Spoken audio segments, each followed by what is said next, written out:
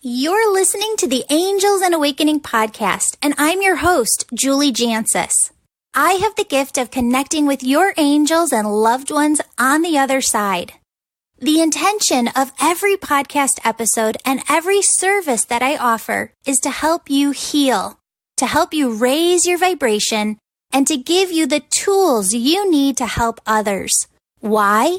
Because when you take responsibility for your own healing and your own joy, and you use what you've learned to serve others, you're helping to shift the vibration on Earth to a place of more peace. And isn't that what it's all about?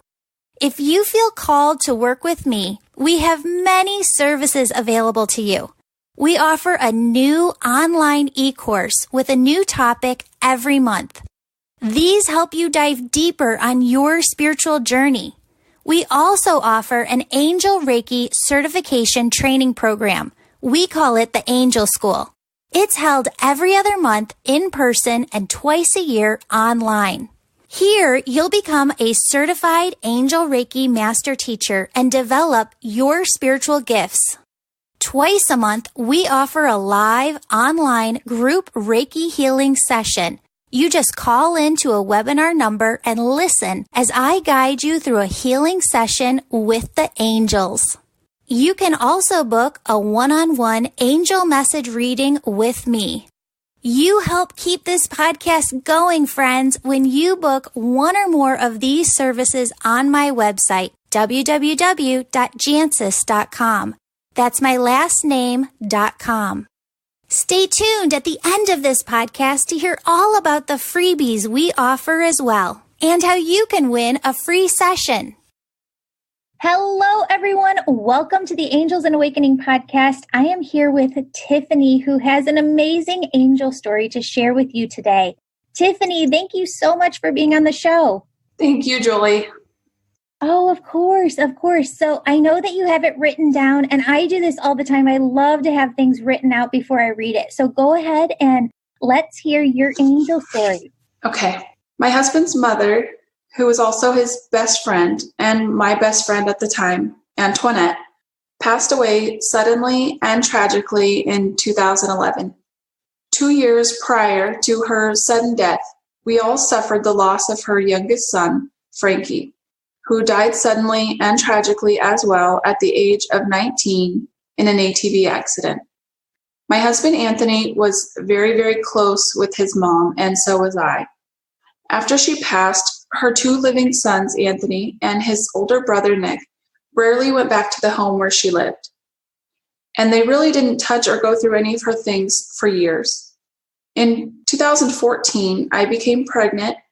I call it a miracle because we've been married for almost 10 years, and I had never used birth control, and I had totally given up on the idea that we could get pregnant naturally. The last thing we were expecting was a pregnancy. The pregnancy sparked some nostalgia and the idea that my husband and his brother would go back to her house and retrieve a beautiful wooden wagon that my husband built from scratch from some beautiful wood donated by an old museum to his high school. This was no ordinary project. This wagon is gorgeous. When they went to get it, they brought back everything salvageable out of the closet where the wagon was kept. Nothing else from the house. They just cleaned that one closet since they were in there to get the wagon. When they came back, they had the wagon and a dusty box of mixed items. There were a couple of knickknacks and some Dr. Seuss books, which I felt were treasure because they were her son's books, and now I would have them for this baby. And they even had some adorable scribbling on the inside. Apart from that, there was just some old mail. I took the knickknacks and books inside. I couldn't throw the mail away for some reason, even though when I went through it, it was just old bills and statements, nothing special. I thought, I'm really dumb for keeping this, but I had a box of old paperwork of my own sitting on a shelf in a shed we had outside. So I just tossed her mail in the box with my old paperwork. I had never thought about that mail again or even remembered that I had tossed it there. Then one day, I don't even know how long afterward, my husband says, I really miss my mom. I would love to have a bowl of the rice pudding she would make. See, my mother-in-law was a Portuguese woman, and rice pudding is a popular dish in her culture. I knew my husband loved this dish, and no matter how many recipes I tried, of course, I never got even close.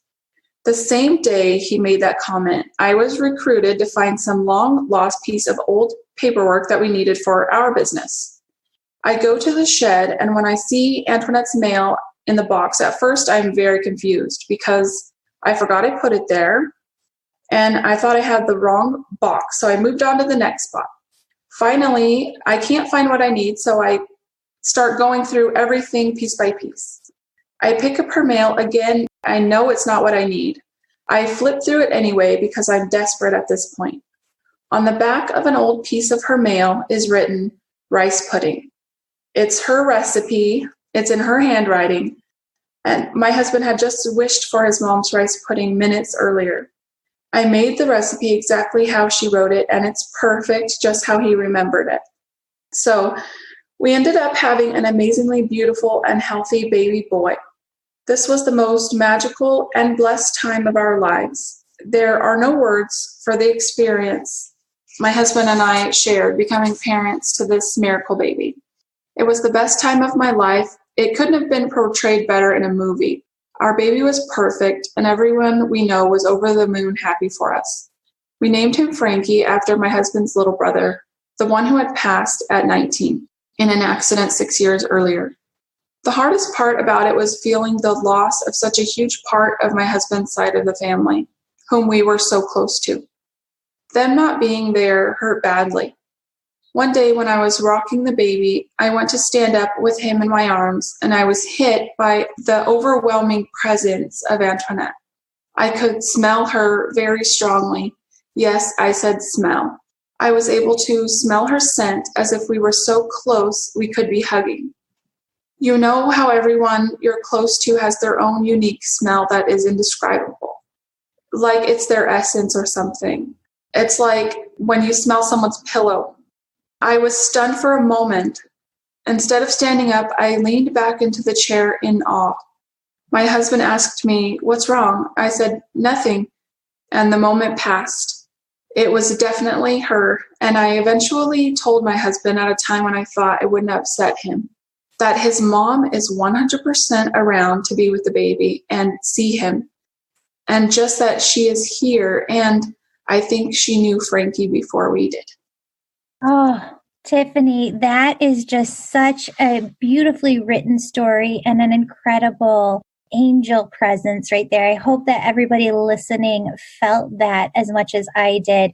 When you were talking about the recipe, I had tears in my eyes because what happens is this is the challenge for all of us going through a spiritual awakening, is when you were talking about seeing the mail and having that flash thought of, I have to keep this.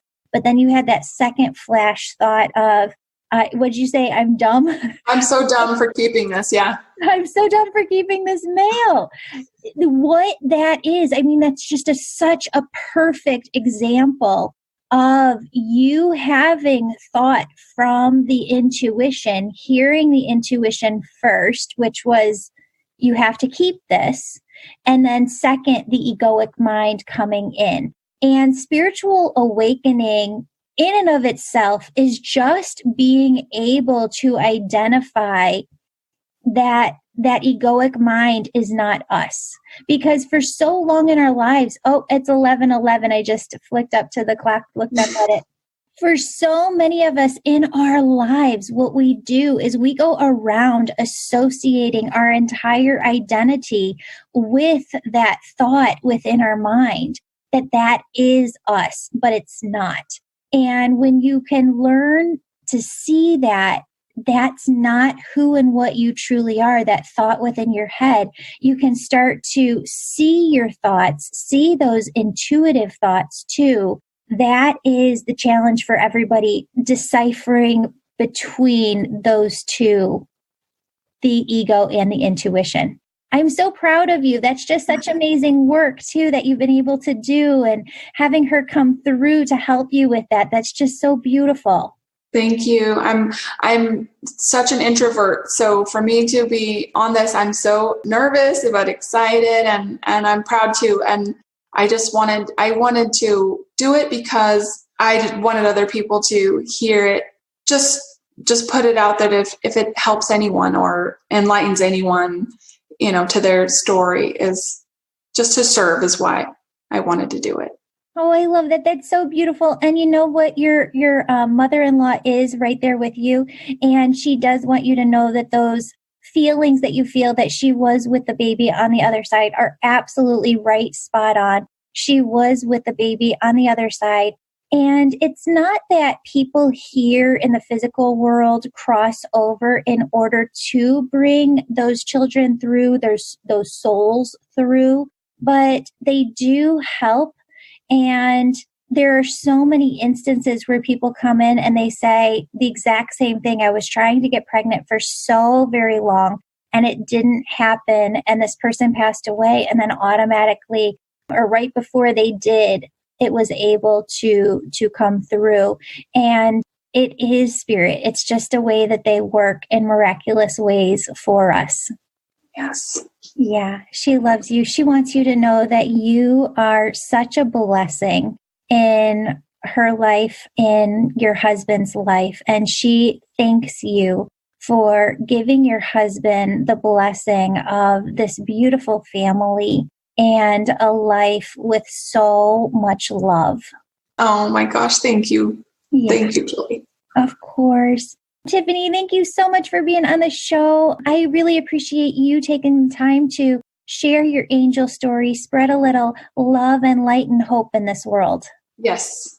I love the show. It's helped me so much. I love it. I was getting angel number signs for so long. I still get them. And that's what made me search. I was searching angels because they were coming in so strongly that I just knew it was angels. So I searched it, and then your show popped up and I started listening to it. I love it. I just love it.